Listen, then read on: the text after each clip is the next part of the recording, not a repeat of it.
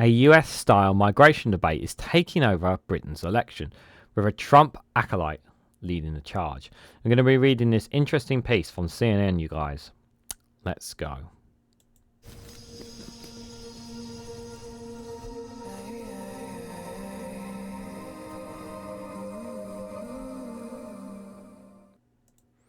Good morning, good afternoon, good evening, wherever you are in the world. This is Reganelite here with an interesting piece here from CNN with the headline that a US-style migration debate is taking over Britain's elections, with a Trump acolyte leading the charge. Guys, while you're here, make sure you hit the like button and share it across social media so others are notified of this video. So this is a piece from outside the UK's tabloids, outside the media press, and obviously CNN, obviously from America. And I think, yeah, that seen from an outside perspective of what analysis and pieces from journalists from outside the UK are saying about what they're seeing from the outside in to Britain's election really can help paint us a different picture of what we might see the potential outcome. Because we know about most of the lines of what British tabloids and what sides some of the sides are and the wordings that they are. We don't really read enough about what the world media says a lot about what's going to be happening on the inside, from the outside perspective of what's going to be happening with this British elections. Which is why when I saw this piece, I thought this would be one definitely to cover and talk about, because it's showing here from Rob Pritchker from CNN a different perspective from an American's perspective of what they are seeing outside and what's happening here. And then you can already see with this headline here, they're using what's happening with in US with the migration issues that are happening on the border between Mexico and America, and obviously that's been blown up as well. The Trump and Republicans using that rhetoric of Mexicans and people from Central America and South America coming into our country, taking jobs, taking welfares, and claiming benefits, and all that kind of language. It's the same regurgitating things that you're hearing here in the UK, where migrants crossing over the small boats or hiding themselves under trucks and whatnot, coming into our country, taking our benefits, taking up benefits and claimants and all that kind of stuff. Exactly the same rhetoric. And Trump is obviously using some of that, obviously, because he can't use, he's using some of that rhetoric in America, which is something obviously Nigel Farage has shifted from the Brexit, obviously, debate. It's now turning it into an immigration election is what he's trying to do here. And you can see the kind of correspondence between US and UK in terms of that. Now, it doesn't mean to say that they're the same, because two different countries, two different economies, geography-wise, bigger populations, bigger landmass. The UK is a massive. The UK is on an island. America is not on its own. It's obviously got Canada and Mexico connected to it, as well as being an actually humongous landmass as well. So there's lots of differentials, but it's trying to cohese that style, the similarities between the two nations. So I do think it's fascinating how they tried to put that in. So let's have a read, let's have a gander to see what they are saying about Britain. So, from Clacton on Sea in England, at the end of the Clacton Pier, where the salty North Sea breeze tangles with the sickly stretch of the nearby Museum Hall, a row of amateur fishermen gaze off past the horizon towards Europe. The lights in the north here start early every day. Seagulls dart down from the skies. Arcade games blare over each side. Radio ahead. The 90s alternative band wails gloomy from a tiny speaker, until an employee notices and puts on a dance anthem instead.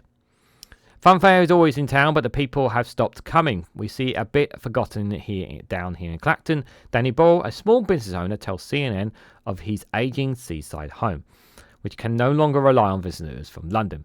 He looks towards an empty seafront. It's a bit like God's waiting room.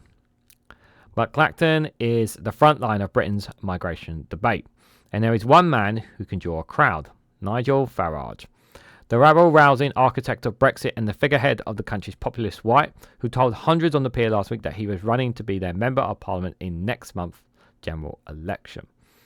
And you can see there the delight of some people, even though I fundamentally disagree with Farage. Farage has pushed the boundaries of Britain's conversations on migration for a decade, and has more recently sought to do the same in the United States. Campaigning regularly alongside former President Donald Trump, he has returned to hammer the ruling Conservative from the right once more. Though little has changed since the tempestuous EU referendum campaign 8 years ago that resulted in the UK's departure from the bloc. We know Nigel likes to get his points across and shout, Botterell says. That's a massive positive. Like many here, he expects Farage to speak the truth. The reality is, excuse me, the reality is the way Nigel talks to people, and I think this is really important, he does speak some truth, but he also speaks a lot of lie too. People tend to forget that Farage is not someone who is a working man. He's not a Labour man. He's never done Labour work. He was in a private school. He's never been in a state school. He's one of those rich. He's one of those people. He's not. But he talks like he can resonate with people. He's a very good speaker. He's a very good grafter. He's a very good manipulator and very good making those conversations. He's a very, very smart man. And he also pays very close attention to what people are thinking, what people are saying online as well, not just in-house. There's a reason why people are pouring money into reform. And there's a reason why people follow him on social media, such as Twitter, TikTok, and YouTube. It works for him. He knows how to get people's attention. You may not agree or disagree with him, but he's a very smart and shrewd man, that is for sure.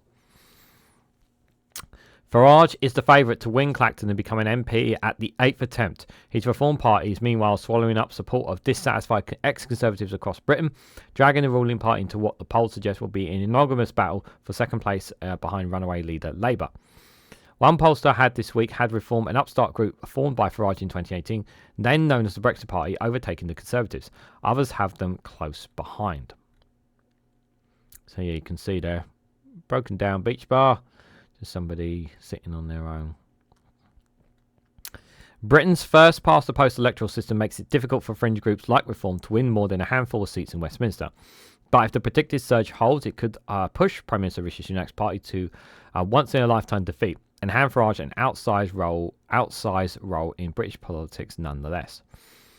That is not an outcome asylum experts or rights groups welcome. They say Farage's presence in British life has already warped the country's understanding of migration and hardened attitudes towards tens of thousands caught in a backlog of unresolved asylum claims.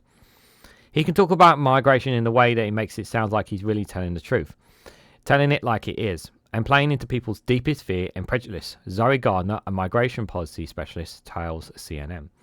Those who don't know who Zoe Gardner is, not only has she got her own YouTube channel, and not only is she a migration policy specialist, I actually had the privilege of chatting with her with the Sunday Roast several months ago. It's quite a while ago as well.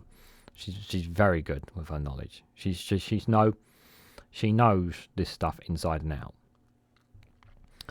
Farage knows he needs to stay one step ahead of where even the right wing of the Tories are, she adds, likening his rhetoric to Trump on illegal migration across the southern US border.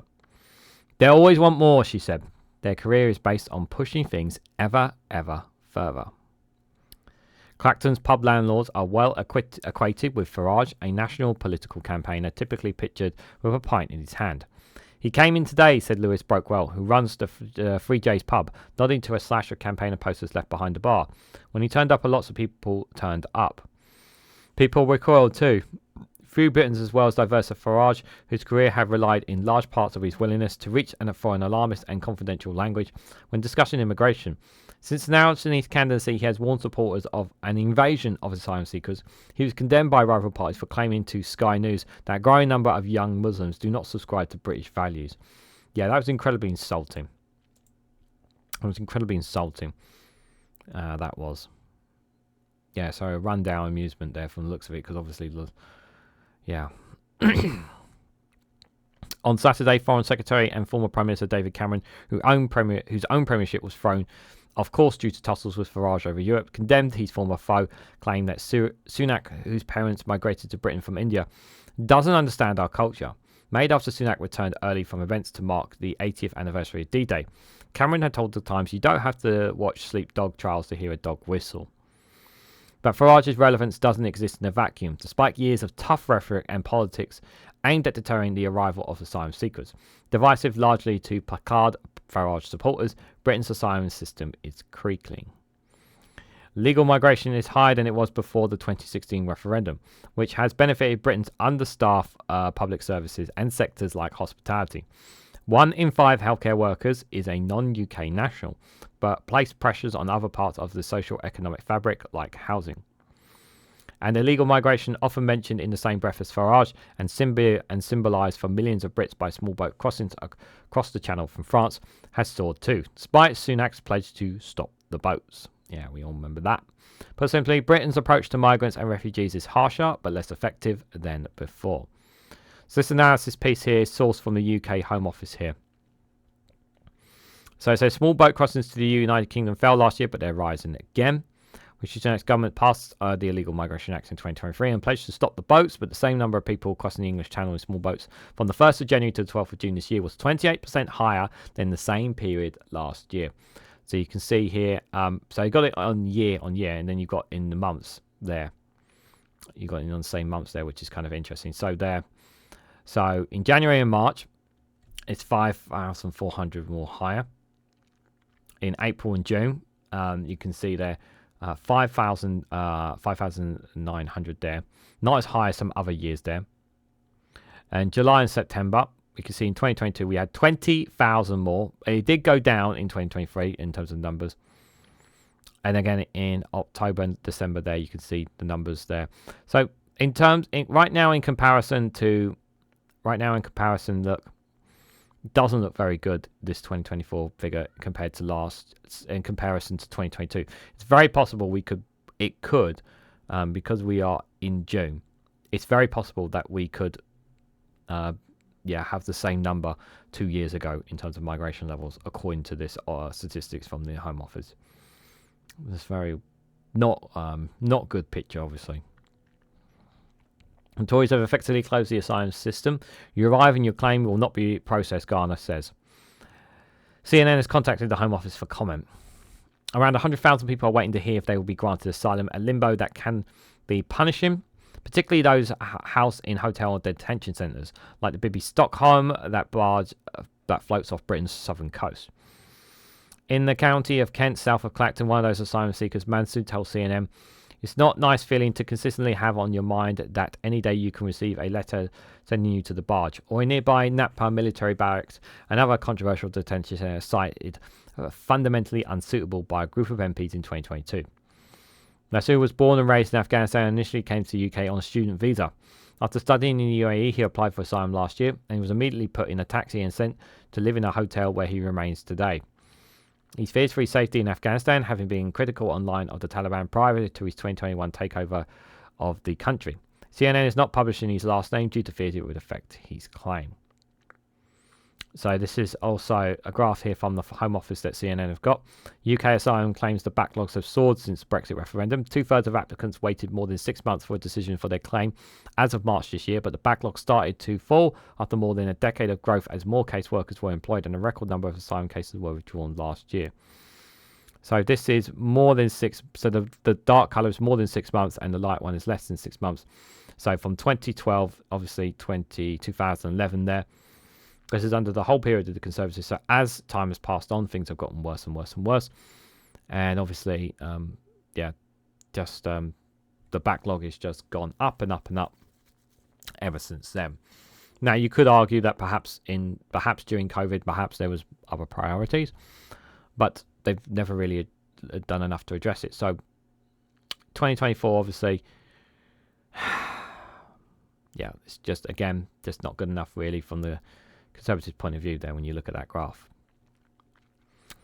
"My entire family's back there and they're not recommending I return," he says.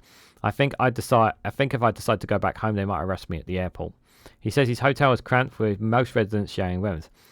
Many have mental health difficulties. He adds, law prevents most asylum seekers from working, so while taxpayers fund their accommodation, they cannot contribute formally to their economy. But they're working anyway. They're all getting paid in cash, Masood said of his fellow hotel residents. Regret in Brexit spiritual home. If Brexit began anywhere, it is Clacton. Yes, it is. The decision by the then Conservative MP Douglas Carswell to defect to Farage's UKIP party in 2014 accelerated Britain's Eurosceptic movement, and 2 years later, amid a heated debate over migration that Farage and others promised would be reduced, 7 in 10 people in Clacton voted to leave the EU. The town is one of the whitest, oldest and poorest in the UK. All factors are correlated with the support of Brexit. Clacton is a straw in the wind, Carswell tells CNN Now. He recalls a sense of the town that people who run the state treat them with absolute contempt. There has been more of a conversation about these profound questions of governance and national identity in that part of Essex at Carswell, who co-founded the Vote Leave campaign during referendum and is now the president of Mississippi Center for Public Policy. Bob Farage there, a reform, helping reform campaign back then. Since Brexit sliced Britain in two, now it unites the country. Virtually no one thinks it is going well. I know a lot of people voted out for foreigners, immigrants, but it hasn't changed, has it? 70-year-old John Terrier. Outside his home is Jowick, a village west of Clacton. He voted to leave too, but he has regrets it. Regrets it. Yeah, I'm not from that term, like regretting it, pretty much. What was the point of doing it all, Terrier said. Hammering a nail into the garden door. I wouldn't mind going back in.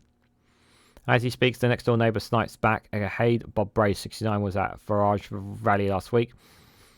He sports a top emblazoned with a Union Jack. Is this not the most patriotic town in the country? I believe it is, he said. What's patriotism got to do with that? Opinion polls indicate that Britains would vote to remain today in the EU, though the public doesn't support holding another bitter referendum. The painful memories of that entire project have, in many ways, been buried. Neither Sunak nor Labour's Keir Starmer see any value in unearthing the rows of the past decade. There are other things to worry about in any case. Jowick, statistically England's most deprived neighbourhood, is comprised of ramshackle rows of beachside chassis, each third or fourth home boarded up like a black heaving tooth. Residents here and many grievances, the roads, the health service, the schools. But the concerns about immigration underpinned almost every one. And after last week's European parliamentary elections, in which the UK no longer plays a part, sees a movement brewing. It's not just here, it's France, Netherlands, Germany. We've all got the same crisis, says Karen French, a reform supporter, sipping coffee and eating a sausage back by the shore. I'd never seen their votes, and they're all starting to head towards the far right as well. So if you see it, why are you standing by to reform them? Farage initially announced that he wouldn't stand in the July 4th election. This is why I disabled my comments on the video, because he said that he wasn't going to stand as a candidate before, and then he did a U-turn. So when people ask, so that's why I've disabled the comments in that video, because that's what he stated. Citing his desire to campaign on behalf of Trump in the fall, Farage declined to give an interview for his story, as did Labour and the Conservative candidates in Clacton. But his U-turn animated both supporters and critics. Farage had a milkshake tipped over his head and objects thrown at his open-top campaign bus in the past 2 weeks. Several reform election campaigns have meanwhile been dropped after racist comments have been merged online. Farage's entry has also stoked Conservative fears of electoral catastrophe. He's definitely a politicised figure, but from an electoral point of view, doesn't really matter, says James Johnson, who ran polling at Downing Street during Theresa May's premiership, and is then co-founder of pollster JL Partners. By the voters who are considered voting reform, he is very, very well liked, he says of Farage more than the Queen Elizabeth II was among Britons, according to Johnson's data. Not everyone in Clacton buys what Farage is selling. That it's a lot of smoke, says restaurant Dean Coles. He's a bit of a shouty, and more of a doer. Jessica Naskuski, a social care worker, is a bit more blunter. A lot of people say a lot of crap. When you give them recognition, they say more. When you ignore them, they become irrelevant, she said. I don't take him seriously. It is becoming harder not to, even with pulling in 6 of the voters could demolish the Conservatives. It's elevated his voice in a postmodern that takes place on the opposite benches. That could widen even further the chasm in understanding between the voters and Britain's asylum seekers, except fear. They really desperately need a solution, says Zoe Gardner.